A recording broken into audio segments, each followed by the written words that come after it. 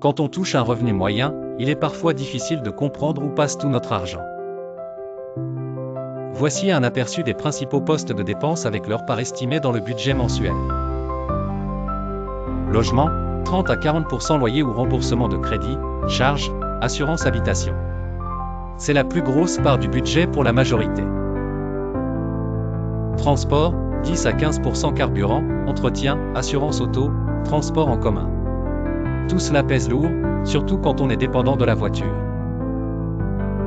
Alimentation, 10 à 15% les courses pour la maison, mais aussi les repas à l'extérieur ou à emporter.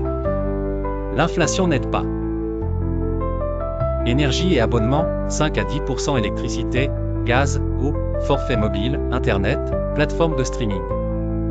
Des montants parfois sous-estimés. Santé et assurance, 5 à 8% mutuelle, frais médicaux non remboursés, pharmacie. Une part du budget à prévoir, même en bonne santé. Habillement et entretien personnel, 3 à 5% vêtements, coiffure, hygiène, petits plaisirs personnels. Loisirs et vacances, 5 à 10% sorties, voyages, activités, abonnements culturels ou sportifs. Important pour l'équilibre, mais souvent variable selon les mois.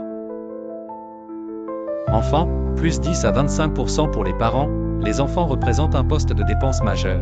Garde, école, vêtements, loisirs. Ces pourcentages sont des moyennes observées, mais chaque situation est différente. Si tu ressens que ton budget est déséquilibré, que tu ne t'y retrouves pas ou que tu veux y voir plus clair, n'hésite pas à m'envoyer un message privé.